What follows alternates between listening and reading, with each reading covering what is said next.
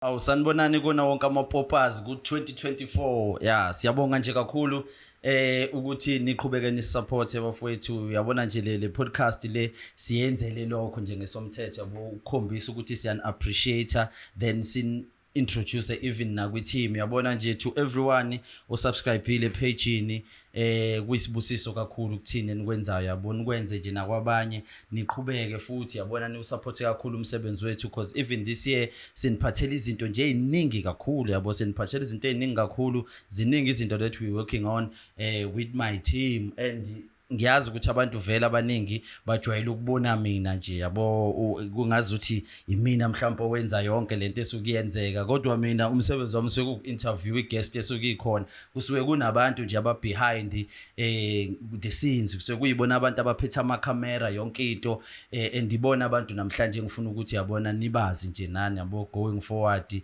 ukuze phela nibone ukuthi hayi i-teamwork ngesomthetho yabo it works yabo i-teamwork yenza izinto eziningi yabo zivuleke kubalekile kakhulu ukuthi even kwathina ezabantu si-appreciate one another yabo nje niqhubeke nisubscribe ninike nanabanye futhi onyakeni omusha nje ka-2024 hopefully ukuthi wonke umuntu uzoba nalonyaka lona uplanayo ukuthi abe nawo because vele egcineni into ebalekile is for you ukuthi uplan ukuthi ufuna ukwenzani then after usuplanile wenzeke phela uact yabo because izinto vele ishintsha uma uact kuphela empilweni ayikho enye indlela yokushintsha izinto ungakhuluma ungathandaza ungazukhala igazi ungenza yona noma yini nje oyitshela ukuthi izokwenza ukuthi impumelelo ifike kodwa uma ukuthi akukhona ukusebenza lokho ukuthi uye lapha ngeke iziphumelele yabo nje ngifuna ukuni-introduce nje kokuqala nje esisebenza naye unkululeko wakaZondo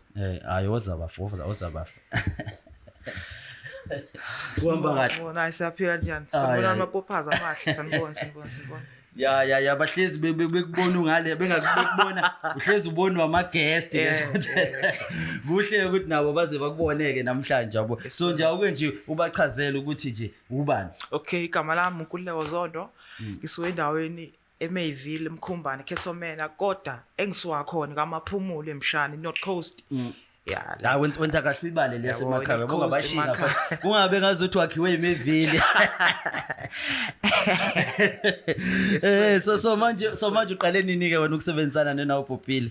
Qale last year ngoSeptember ukuqala nje bese uSeptember ngiqale khona ukusebenzana naNawe Upopile yabo. Yes sir. And how has been the experience? Experience cool kakhulu because vele mina ngizi digital marketing like into vele ngangiyithanda nenye into futhi engenza i-graphic design enye into futhi nayo futhi engiyifunda ngisakhula ngisafunda necamera futhi nayo ngisayifunda futhi nayo ngoba phela ilokho vele kufunakalayo ukuthi uma umuntu uyifake yabo ngalokhu uthi hayi lokho angikwazi ukubamba lokhu kuyangihlula lokhu yabo lokhu ubika izaba so manje ke yini ke mhlawumbe ngathi uyayithanda about being a part of i-crew yeNawe Upopile? Okay, so izinto vele ngiyifundile la ngifunda ukuthi la kunobumbano kune-teamwork kunokubambisana yabo cause vele ngoba ngisho i-camera bengayazi bafika abafethu wafika nawe wangifundisa nabafethu nabongcebo sisebenza nababanye bafike bangifundisa into engiyithanda usibambisene and lento le futhi ngiyayibona sizokhula kakhulu izoya phezulu la sifisa iye khona cause igoli yethu iyodwa ukuthi vele production ikhule kakhulu ikhule nje hayi ngeke naku vele izona ifisi esinazo nathi lezo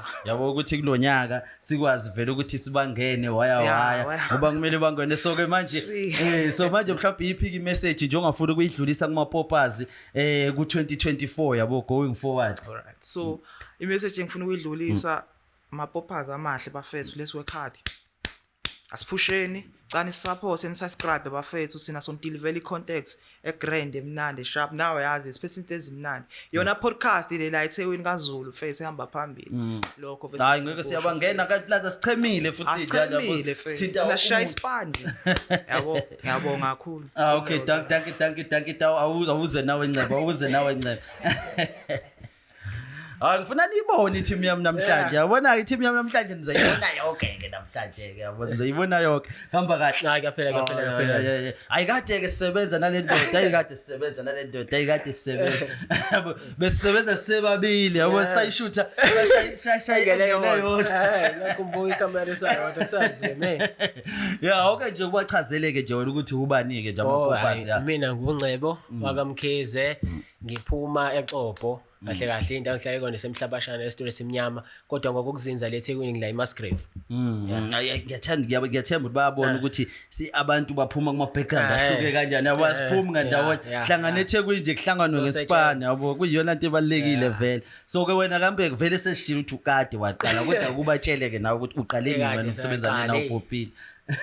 Ngisakhumbulisa ke kade saqala iqala nje podcast ngangikhona since from day 1 ngisupporta ngandlela yonke nami into engayisupporta ngayo ishow. Hayi ngoba khona sekuphushiwe khona sesizamile kwamina bengayitshela singake sifike episode 71 yabona ukubekezela nokwenza ngoba phela khona mhlawumbe sinento engake senza ngayo siyenza nje phela ngoba kumele futhi ekugcineni igoli uma ikhona yabo siqhubeke yabo so ke manje ke wena mhlawumbe ungathini koyithandayo ka about being iparty ye crew yeNawe Upopile. Yonke into le icrew nje ngiyabonga ukusebenza nabantu abanjena ngabachaza kanjani welcoming yonke into yabo abafunayo nakhona ukufunda nabantu abakufundisayo mhlawumbe izinto bongazazi yabo nje.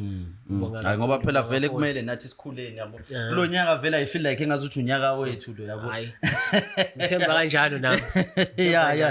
So manje ke mhlawumbe imessage ongafuna nje ukuyidlulisa kuma poppers ke nje ku2024 going forward.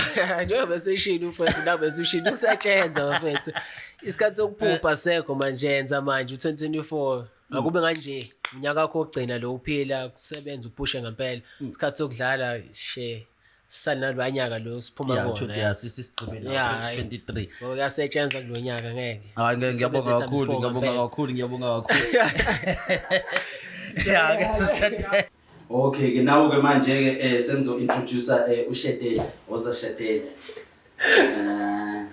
Now uShedeli ke kahle nje njengama she's the only lady osakhona Nawe Upopile and kumnandi nje futhi nanayo kusebenza naye. Yabo kunjani? Ngiyaphila njani? Ngiyaphila nami ngiyaphila. Ngisacela nje uintroduce ke phela ukuze abantu bazi. Okay, so sanibonani to the Nawe Upopile fam. I'm Shedeli Msani. Come from Adams Mission. Kulele khona phela Adams. Yeah, nakulele Adams. So everything nje Adams. Okay, bayabona ukuthi umuntu waseThekwini shothi sinaye. Because phela thiya sisukela kude. So ke manje uqale nini ukusebenza neNawe Upopile? Well Nawe Upopile ngiqale 2023, which is last year. So this moment just sasebenza the whole team, everything is moving perfectly. Okay manje inoyithandayo ke nje ngokusebenza with iNawe Upopile crew bona nje onqembu laba noNkululeko nami ke ngoba ngeke ngayibani. Okay, well I would say kumnandi kusebenza with the whole crew and for the fact that I'm the only female, like everything is just male and I'm the only female, it's actually quite interesting. You get to learn new things and everything's just moving as they already spoken. So it's just the summer perfect. Yeah, no, hopefully this year mhlawumbe ngeke uphele unyaka yabo wena kuphela ifemale yabo ngoba phela diversity siyayifuna vele yabona khona kwishow yabo ufuna ukuthi wonke umuntu abe included angabikho umuntu ofila sengazuthi yena mhlawumbe left behind yabo kuyona yonke into yabo kodwa nathi nje we great experience nathi to work with you yabona siya enjoy bangangifakazela nabo yabo. So ke manje any message ke mhlawumbe nje kuma poppers ku2024 going forward? Okay, so to my poppers, as of being with us for like years and it's 2024, consistency is key. So just keep on doing your thing, just stick to your goal. Yonke into nje izopusheka kube mnandi isebenze nje sonke. Everything's going to be fine. Yeah, ngiyabonga kakhulu. Yabo kakhulu nama light nawe sefuna uyicisha.